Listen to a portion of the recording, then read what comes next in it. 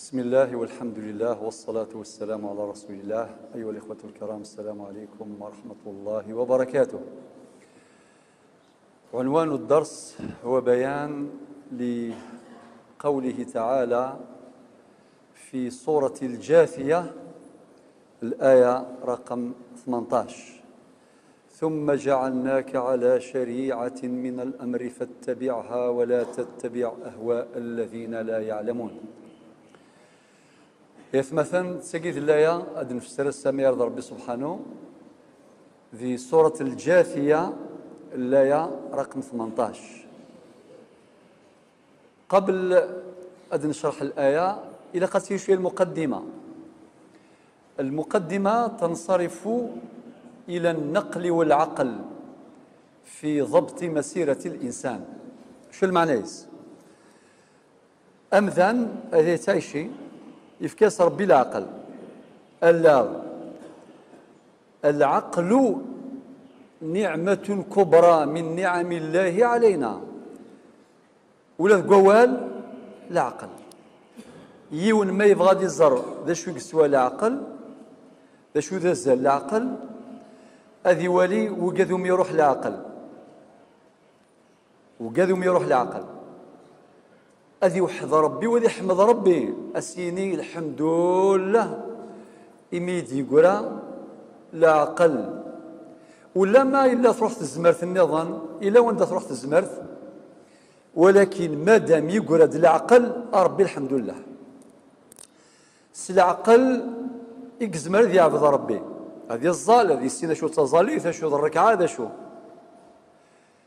العقل أري يفهم يستوعب يفهم يستقبل يسعى جهاز استقبال في فراثين ديوسان يفهميثنت يفرزيثنت يميزيثنت.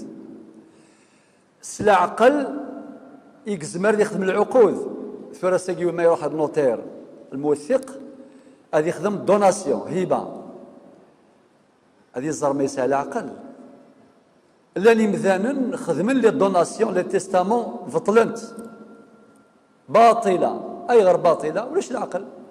اذكر الوراش وياض الورثه وياض السنين فافثنا اسمي استنيا دوناسيون نغ تيستامون هبه نغ وصيه ماشي ذي العقل سيقلا ورسالة لي كاباسيتي ورسالة القدرات العقلية.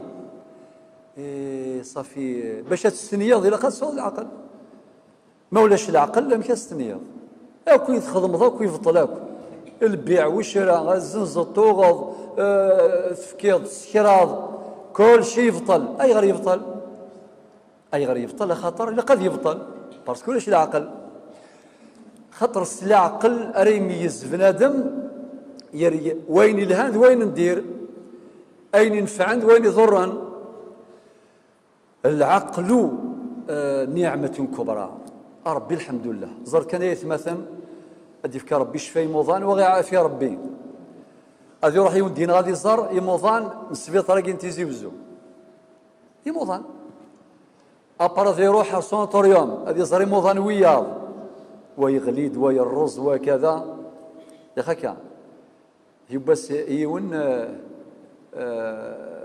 نفاثي شرط يلسى البلاطر تلمو يرزاك يغلي الزمور زرام كوني تيزمرين دي الشتوى يلسى البلاطر على قرويسك منعن باسكو مي تجري في يطفى قرويسا كيسلك.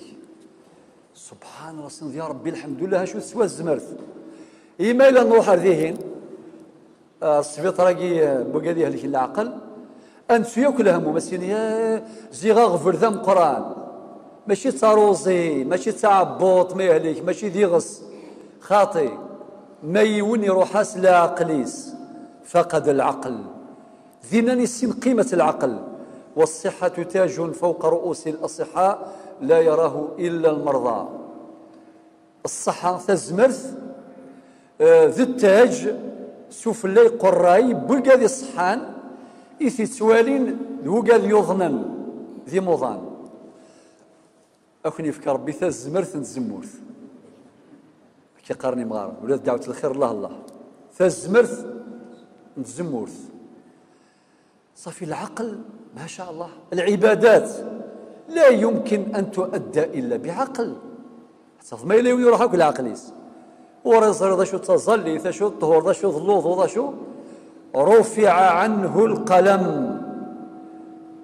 السنواقي ذا يام ورسقار وزوم ورسقار الظال ورسقار والو سوى العشور. لا العشور لا، إلا قد عشر ماشي نسى وكاديس إلا قد زيزدين العشوريس ذاك الساعة ديغا ميساج فور أي غير دينا فور خاطر الصريغ إلا قد دينا فور خاطر لاني مثلا ميقالي كيما بات السن إلا يتعشر اسمي يظن إذا غو تعشرنا لا أكين باباتنا غيهلك داين. لا، الزكاة عبادة مالية اجتماعية اقتصادية متعددة الأبعاد.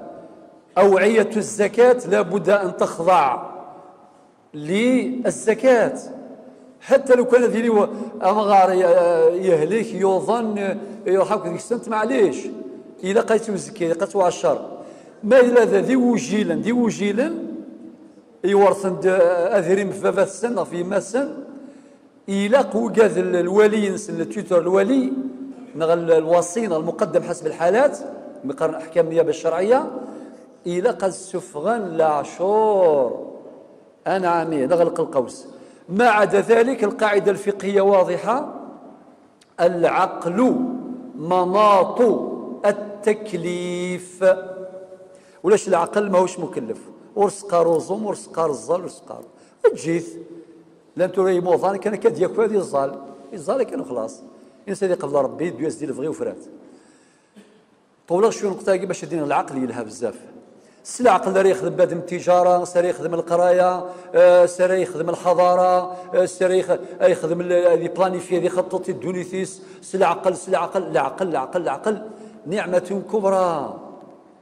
لذلك ربي سبحانه قال استخدمت العقل نون أكثر من 1000 آية عند ربي قال العقل نون وستجثر ذي الجمذ إلى قد تستخدمم أكن تستخدمم أذي جهد أكثر أذي قوة أكثر.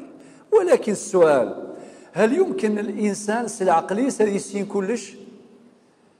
أكيني والحواج لا الشرع لا والو ساغ العقل والحواج لا القرآن ولا السنة. لماذا؟ أنا أملك عقلا ذكيا فلا أحتاج إلى نقل يرافقه. نقول هذا خطأ وبجميع المقاييس النقلية والعقلية مرفوض. أي غير خاطر ربي غدي خلقنا دي قار العقل نوم وريز ميراد يسين كلش وريز ميراد محدود ليميتي محدود. لذلك ربي شقعد الوحي شقع يثيد إلى الأنبياء كما لان الخاتمة نسن محمد صلى الله عليه وسلم عليهم الصلاة والسلام جميعا إمولهن انتالسا هداة البشرية. ورب شو دينا النبي محمد صلى الله عليه وسلم إن ثم جعلناك على شريعة من الأمر فاتبعها ولا تتبع أهواء الذين لا يعلمون. معناه نكون حواج إلى شريعة تضبط حركة حياتنا في جميع مجالات الحياة. نحواج للروبير المعالم، نحواج لا بوصول البوصلة عند ثلاثة ندير الوحي والعقل أذي يفهم ذا شو إلا ندير الوحي. هذا ما كان ذا كان العقل ما تنستخدم باش نفهم اشو دينا ربي ذو قواليس ذا شو دينا النبي محمد صلى الله عليه وسلم. الآية يجي إن ربي الشريعة أي غردني كلمة الشريعة. شريعة هذه اللفظة تحمل عدة معاني منها الطريقة المستقيمة أفريدي قرزنون عوجارة، المذهب السوي ونسار الإعوجاج نغ شرعة الماء. مدينة شرعة الماء معنى مصدر الماء منبع الماء العنصر دي سكنة من زديا يلهان. الله يبارك صافي بلا ما نكشف الجانب اللغوي نروح مباشرة. أي غير اسم ربي شريعة، خاطر أحكام الشريعة مستقيمة، قرزنت الهنت مليح. العقول السليمة أدركت وتدرك أن هذه الشريعة العزيزة العالية الغالية لا شريعة في الدنيا تضاهيها، فقد اكتملت مع اكتمال الدين، لقوله تعالى في سورة المائدة في الآية الثالثة: اليوم أكملت لكم دينكم وأتممت عليكم نعمتي ورضيت لكم الإسلام دينا. يا رب الحمد لله. ثم أن هذه الشريعة يمسي فقنا ربي سبحانه في الوحيين ذي القرآن والسنة من بعد ربي الناس عليه الصلاة والسلام فاتبعها. الفاء تفيد التعقيب مع الفورية. ثم جعلناك على شريعة من الأمر فاتبعها ذي بعيز ولا تتبع أهواء الذين لا يعلمون. إلى الهوى أصلا نزكي على الشر. يقول لك علاش نزكي على الفنيانين؟ أنايا حنا نخدموهم أي فنيانين وبعدين كيجي عاشوراء وتهضروا لنا الزكاة. ما نزكيش أنايا. كلام هذا هوى. شكون قال هكا؟ ربي سبحانه قال لك أعطيهم لمن تعطيهم. أنت عندك شروط، 5 شروط باش تزكي، 5 شروط. واللي يستفادوا من الزكاة عندهم شروط راهي موجودة. الأصناف 8 اللي موجودة في سورة التوبة في الآية رقم 60: إنما الصدقات أي الزكوات للفقراء والمساكين والعاملين عليها. حد عندك يون إلا مسفري ابن السبيل ولو كان غنيا في بلده في موطنه أدي عندهم مسفري ذاكي ثمورثنا ضمر كانتي ثمورثيس ضمر كانتي يطفيث الحال ثمورثنا. الإسلام يحفظ كرامته، له سهم في الزكاة، خاطر الزكاة تحفظ كرامة الإنسان. بنادم إلا قد يقيم عزيز. ما الذي أوصل الأمة إلى هذه الظروف نتاع الفقر، الميزيرية، الحقرة، كل شيء؟ لا من بعد الصور مشوهة كفير ديال الجوامع في كل مشكلة. الأمة تحتاج إلى إعادة نظر في معالجة ظاهرة الفقر وهذه الظواهر السلبية. الله يرحمك ويرضى عليك يا عمر الفاروق، نهار اللي جابوا له واحد يدير هك لأنه يشوه المجتمع الإسلامي، دار له كيستيونير كيفاش نقولوا يعني تحقيق ماشي كان استفسار. شو كيبين واش داك دير هكا؟ هذه ناس الشيبة والجزية. هو ماشي مسلم، يهودي، لازم يخلص الجزية. تعرفوا هذه في الشريعة. وزايد الشيبة هذا مغارو لازم هذا يخدم. اشوي الصوت هذا الخدمة غا السثرة الله غالب في كسيس الزمارف يارنا كل وين سلمت فرضا في الله نخلص الجزية. سيدنا عمر ثم يعلم كرامة الإنسان، يطف قرارات في مجال السياسة الشرعية. الناس حرام علينا أو كما قال أن نستفيد منهم في شبيبتهم ثم نضيعهم في عند شيبتهم.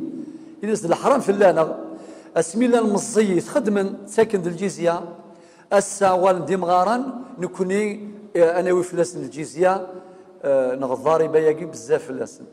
إلاسن أولا لا ديسيزيون، لا بروميير ديسيزيون، 1 إعفاء هؤلاء من جميع هذه الجزية، من الجزية، أو قذلا من أهل الذمة واقي مرة ونزميرا تخلصنا راه إفكاسنا الإعفاء يعني اسم حسن. زيد إرناس للقوثة عاشن أي غير خطر السعان الكرامة، لأن كرامة الإنسان في آدميته. قال الله تعالى في سورة الإسراء في الآية رقم 70: ولقد كرمنا بني آدم. بنادم يسعى الكرامة، يسعى القيمة. ميم اليوم كتصدق على واحد ماشي تفوطيه مع يماه وترميها الفيسبوك وتقول أنا نخدم الخير. لا لا لا لا، راك غلطان. وراهي كرامة الإنسان أندث الكرامة الفصرى صدقاس كعين ربي تفوتيارة تفوتيض من بعد أزكى ديال في ميسي الفيسبوك أزكى ديال مغوري 20 سنة ديال سرغوري أهيني لماذا؟ شنو هذه الحقرة هذه؟ كي كنت أنا يتيم ذا وجيل أنا ويما تفوتيني وديرني فوند كوميرس ولا شنو هذا؟ سورتو ذي الزمان كاين المحنة ديال تعيشي ذي المحنة ماشي ذي الهان ذي المحنة أم كتسيديني إلا وين الهان ديال الانترنت ودقر غير إلا وين الهان سواطاس مثل المحنة إلا الفاطول إلا ثلاث واغيث بارميثي كذاكي غير أخويا العزيز خير إن شاء الله خير. احفظ كرامة الإنسان، لابد أن تحفظ كرامة الإنسان. ما قلت هذا الكلام إلا من وحي الواقع بين قوسين هذا. ثم نعود إذن ربنا ولقد كرمنا بني آدم وكرامة الإنسان في آدميته. الله يبارك. لذلك إذن الشريعة ربي ثم جعلناك على الشريعة من الأمر فاتبعها ولا تتبع أهواء الذين يعلمون. هناك إذا تدخل الهوى دمر. أما في أمر الزكاة، أما في أمر الحج، أما في جميع أمور الحياة، جميع أمور الحياة وين يدخل الهوى الهاوية إلى الهاوية. حين ما نطبق الشريعة نطبق واش عندي العقل. مين في النزاعات اللي تحصل بين الناس دي كونفلي لي ليتيج، كاين الناس ما يقبلش الشريعة أصلا، تقول له قال ربي ونبي يقول لك جامي. أنا نقول هذا الأمر يحصل كثيرا وهو يعتبر يعني خلل. سمحتي لي بارونتيز، لو كان ديري لوا القوانين هذه يروح يوم قدام القاضي سي مسيو القاضي نو ما تطبقش القانون، طبق واش كاين عندي. واش يقول القاضي؟ يقول له جابك ربي ارواح، لا لوا كذا وكذا، لا ارتيكل كذا وكذا، ويقول سمعا وطاعة. أنا عاميه خاطر القانون الأسمى هو شريعة الله. لذلك ربي سبحانه قال ثم جعلناك على شريعة من الأمر فاتبعها ولا تتبع أهواء الذين لا يعلمون. في أمر النزاعات النبي عليه الصلاة والسلام ربي سبحانه يناد في سورة النساء الآية 65 فلا وربك لا يؤمنون حتى يحكموك فيما شجر بينهم ثم لا يجدوا في أنفسهم حرجا مما قضيت ويسلموا تسليما. إذن الشريعة فهمنا درك العنوان. أروح لبعض التفاصيل الآن. أبدأ بالقرآن. كي قال ربي الشريعة، وين راهي هذه الشريعة؟ نلقاها في القرآن والسنة اللي هي ربي قال ثم جعل لك على شريعة الأمر فاتبعها. الشريعة في القرآن والسنة في أين عندنا ربي يعني السنة. ربي ندم وما آتاكم الرسول فخذوه وما نهاكم عنه فانتهوا. ويناد من يطيع الرسول فقد أطاع الله، ويناد أطيعوا الله وأطيعوا الرسول وأولي الأمر منكم إلى آخر الآيات الدالة على هذه المعاني. الآن ننطلق من القرآن. ربي قال في سورة الإسراء الآية التاسعة في 9 إن هذا القرآن يهدي للتي هي أقوم. شوف القرآن يشرح بعضه بعضا. ربي دقار القرآن يجي يتساوي سين يلهان أما ذين يعني الإيمان بجميع تفاصيله ومفاصيله ومقاصده. أما ذين يعني العبادات كلها العباد سندخل ولا لا. أما ذين يعني الأحكام الشرعية المعاملات، أما ذين يعني الأخلاق. أكيد يا ربي إن هذا القرآن يهدي التي هي أقوم. ندير رحلة بسيطة مع هذه الآية. نبدأ. أمر الإيمان أمشي يعني خطر الإيمان ماشي داين تخلص ولا غير خاطئ. أمر الإيمان نجده في كثير من آي القرآن. على سبيل المثال ربي سبحانه يناد في سورة البقرة ألف لام ميم ذلك الكتاب لا ريب فيه كمل هدى للمتقين. شو برك من الآيات الأولى في سورة البقرة مع انتهى القرآن هدى للمتقين. العبد ولا راذ المؤمن ولا عبد راذ التقي ما يستعرفش كي قام كي حوايج غارا كسي غلا كيني كغريغ سنا كلش. ها ثاني الديماري كان الديماري غلط ولكن ربي سبحانه ينادي هدى للمتقين، بعد ينادي الذين يؤمنون بالغيب. الإيمان بالغيب جاء وحيا، يلا كنيون نعيم وعذاب القبر وري زميرة بد ما تيزرسو وري حذرارة وري سلارة مش تساعد سيفن وقاذني جند قزكا ولا غمش فرحا خاطر ما ذي اللي تسيف حيرث سيث بحيرين الجنة نغوي العياذ بالله حفرة من حفر جهنم. وهذا أمر ثابت بالنصوص، النعيم والعذاب. أما الذي كان يقول لا عقاب إلا بعد حساب، هذا لامود جديدة، هو راهي منشورة ومبثوثة كما حدثني الشباب في الانترنت. ديال الشبكين الشيخ وقيل ما كاينش عذاب القبر الني لا تفضيل مسك مزو، يعني راك حكمت 7 من وذنيه. الله يا ربي الله، كي تلقى روحك وحدك في القبر، ماشي كي تلقى روحك وحدك في القصر اللي ما تعرفوش ديجا وحشه، وما قدر تلقى وحدك في القبر يقولك انا بيت الدود، انا بيت الوحشه، انا بيت الظلم، ما كان والو، ما كاش تريسيتي، ما كاش كليماتيزور، ما كان والو ولا طابي ولا شيء. وهذه حلوه هذه. ويجيك منكر ونكر تقدر لهم. لو كان تفوت كما قلنا واحد الدرس الجونيور نتاع البيرمي برك تخاف جونيور، يقول لك غدوات عندك بيرمي تفوت اسمه الكرينو ولا تخاف. هذا بنادم وتلقى روحك قدام منكر ونكر ويسقسيوك شكون يعطي لك الكوراج؟ غير ربي سبحانه وتعالى الثبات. ربي قال في سورة إبراهيم الآية 26-27 يثبت الله الذين آمنوا بالقول الثابت في الحياة الدنيا وفي الآخرة، وأول منازل الآخرة هي القبر أزكى ما راكينش وحدك. لكن سيدنا النبي عليه الصلاة والسلام الذي استغفروا لأخيكم وسلوا له التثبيت فإنه الآن يسأل، ماشي بعد ساعة ولا ساعتين، الآن يسأل. ستر ربي يثبت ربي. علاش قلت هكا؟ باش هذا غيب. الذين يؤمنون بالغيب، كل ما جاء في القرآن والسنة من ألوان الغيب لا نعرفه ولكن نصدقه. ربي حدثنا عن ناقة سيدنا صالح، فالغمس سيدنا صالح إلى ويتي ولا من حدثنا الله عن عصا موسى كوس سيدنا موسى دث الله ونزرارة مثل لا يقينا. إذا عاشور ثقي الزرا مشو دين النبي عليه الصلاة والسلام في حديث ابن عباس حينما قدم المدينة وزرا ثم شاهوس يفد أتوزمن وكذا شكر إنه يوم صالح نجى الله فيه موسى، اسمي موسى كذا المؤمنين رولا زدت البحر ذفير فرعون وكذا عسكريس. هذا شو السنة يحكي غد القرآن غادي يحكان هذه الحكاية أين قرأناها؟ لا نعرفها، ولكن في القرآن نعرفها ونصدقها وصدقناها. إنا لمدركون هكذا قال القوم. نصوتف ذاين نموت البحر زدت ذفير فرعون وكذا عسكريس.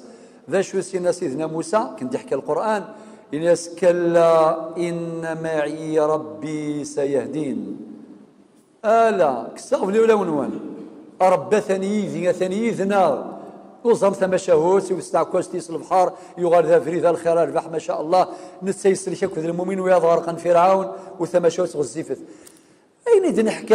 هذا غيب زرارة غيب نصدقه خاطر قاله الصادق المصدوق صلى الله عليه وسلم وحيا منزلا. يلا هنحش شويه في مجال الإيمان.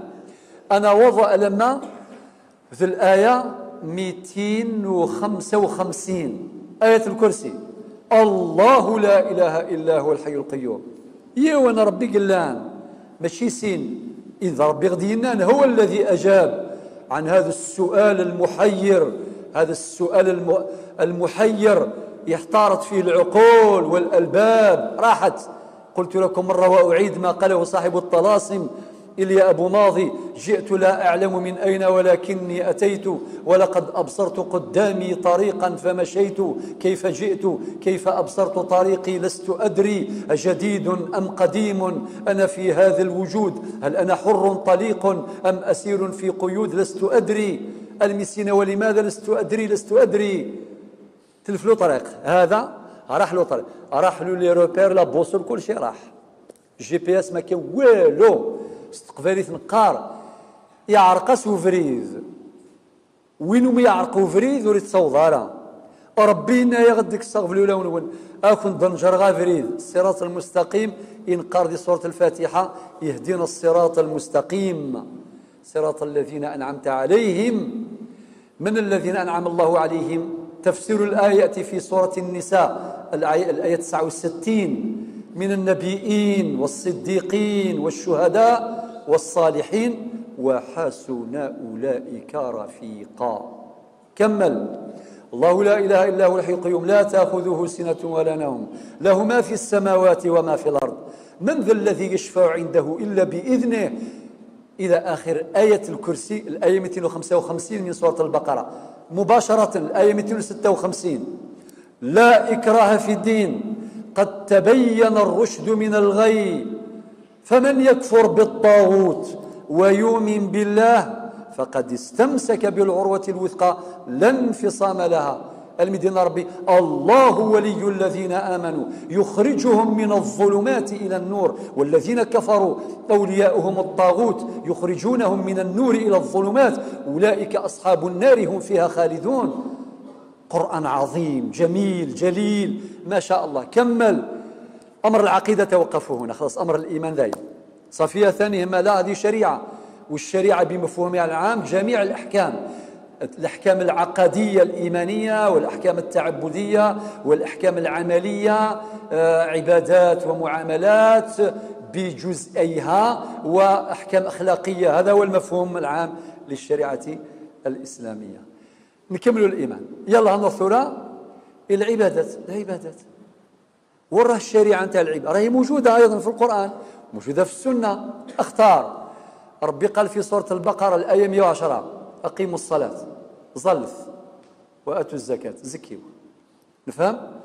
نروح على مثل الآية 183 سورة البقرة يا أيها الذين آمنوا كتب عليكم الصيام كما كتب على الذين من قبلكم لعلكم تتقون. سيبون واضح كلير واضح.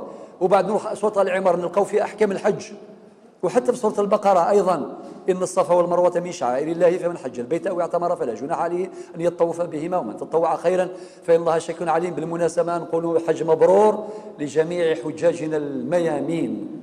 إذن الأحكام التعبدية لا في القرآن وتفاصيل ذي السنة.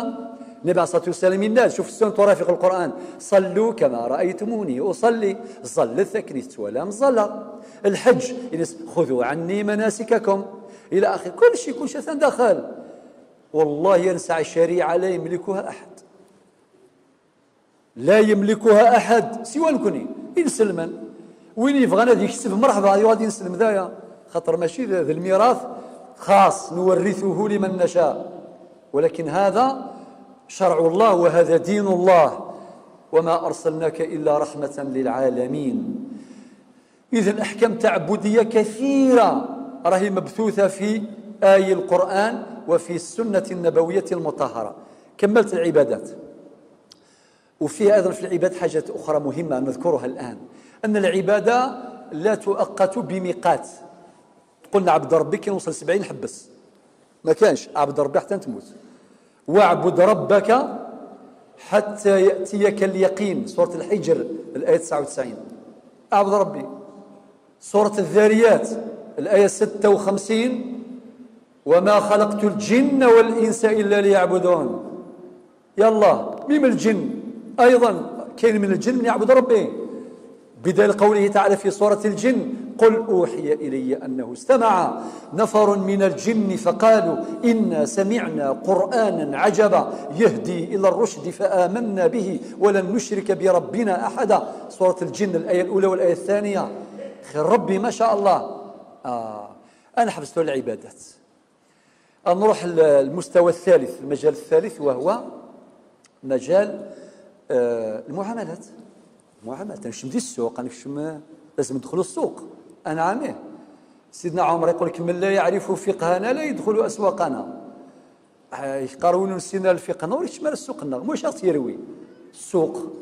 كاين اللي يدير الربا داخل السوق بالقناطر كاين اللي يديروا التزوير والغش بجميع صوره، الغش اون كولور.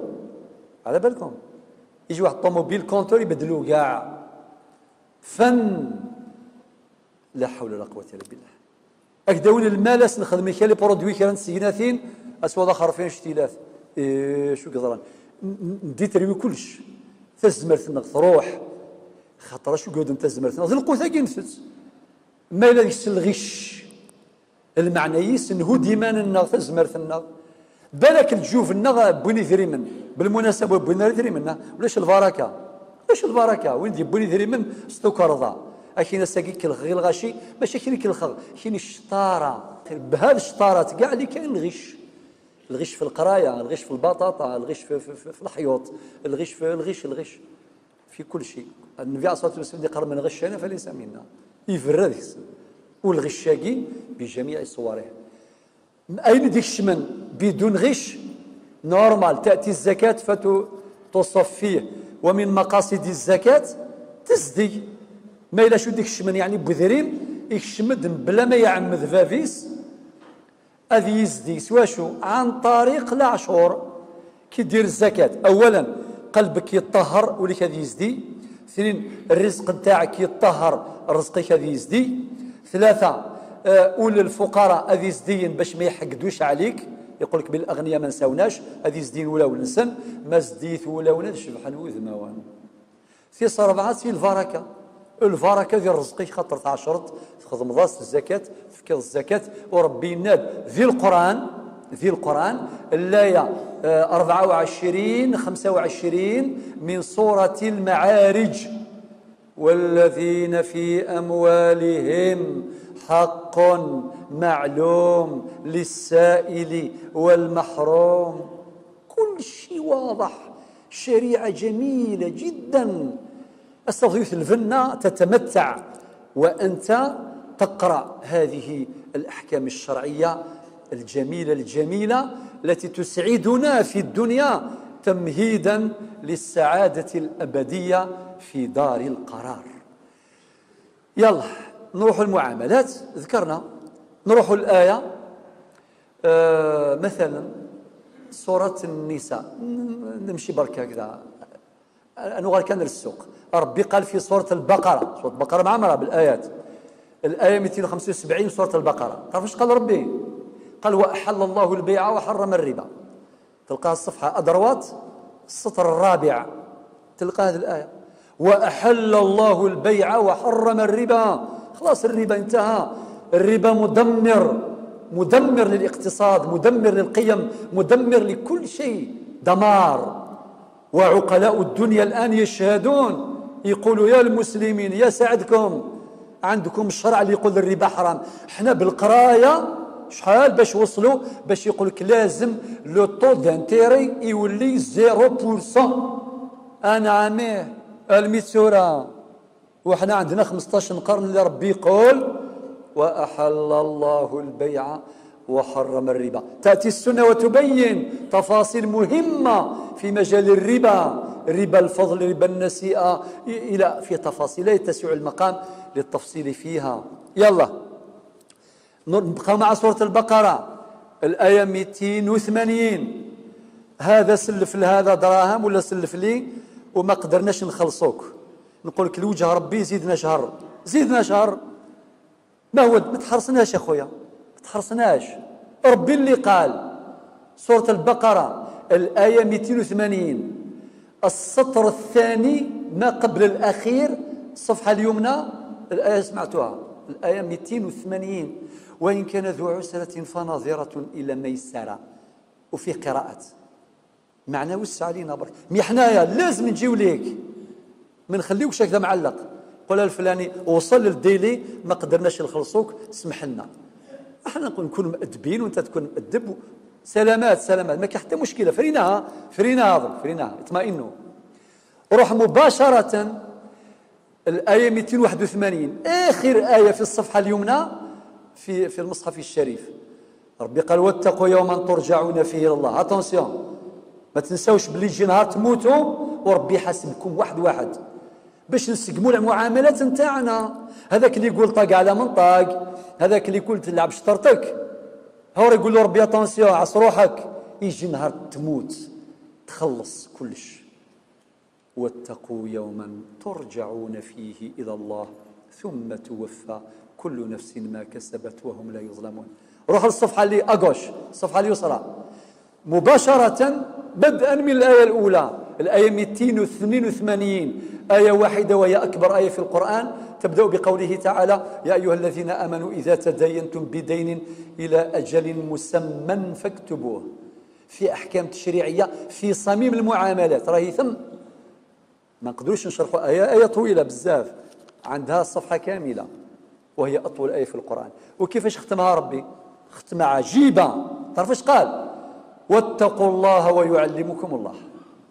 ما شاء الله، تلقاه السطر الاخير، واتقوا الله ويعلمكم الله. هكذا ربي من يقول ربي غادي يفكر ربي ثموسني، غيدير ربي البصيره، غيدير ربي غيدير بلاغا، هكا غادي. واتقوا الله ويعلمكم الله.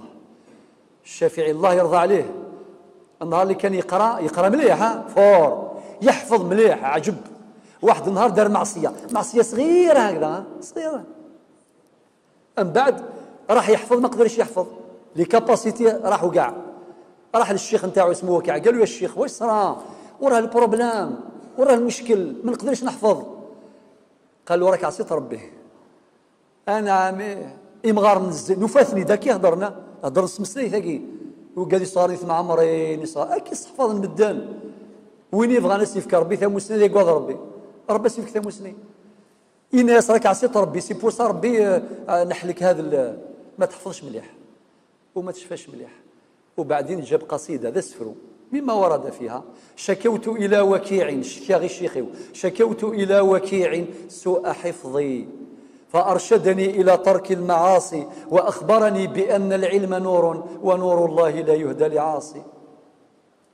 اوردونونس دياغنوستيك كلشي ثندين، كلشي تفرا واحد. ربي سبحانه الايه يوم السلام الايه 282 يكفى يناد: واتقوا الله ويعلمكم الله الى اخر الايه. يلا مازال نكملوا شويه في المعاملات، نروحوا شويه سوره البقره، نبقاو مع سوره النساء، نبداو بها. سوره النساء الايه 21 ربي قال في الزواج اسره، قال: واخذنا منكم ميثاقا غليظا، حذاري. وبعدين الآية 21 من سورة الروم ربي قال: ومن آياته أن خلق لكم من أنفسكم أزواجا لتسكنوا إليها وجعل بينكم مودة ورحمة إن في ذلك لآيات لقوم يتفكرون. وبعدين نروح سورة البقرة 231 الآية 231 ربي قال: ولا تمسكوهن ضرارا لتعتدوا، حذاري. وبعدين الآية 229 ربي قال: ما تبغى الطلاق مرة فإمساك بمعروف ومسيح بإحسان. كل شيء يلا سوى منطبق لا يدينا ربي ثم جعلناك على شريعة من أمر فاتبعها ولا تتبع أهواء الذين يعلمون. أتوقف هنا، نروح إلى المحطة الأخيرة اللي هي المجال الأخير، الأخلاق والتربية. أيضا نجدها في القرآن وفي السنة، نجدها والوقت لا يسمح للتفصيل، والأمثلة كثيرة تطرى في الوحيين في الكتاب والسنة. باش ربي قلنا راكم امنتوا بربي وراكم تصلي وراكم طبقتوا الشريعه في السوق وفي الاداره وفي جميع المجالات، زيدوا التربيه الاخلاق. ديجا سوره البقره تسمى سوره التخليه والتحليه. التخليه والتحليه، التخلي عن الرذائل والتحلي بالفضائل. وهذه من هذا المقصد من مقاصد الوحيين. صرف قيلهان وين يغض ربي نفين صلى الله عليه وسلم الناس: وما أرسلناك إلا رحمة للعالمين. بعد الناس وإنك لعلى خلق عظيم. ربي شكرا غد نفينا صلى الله عليه وسلم الأخلاق العالية.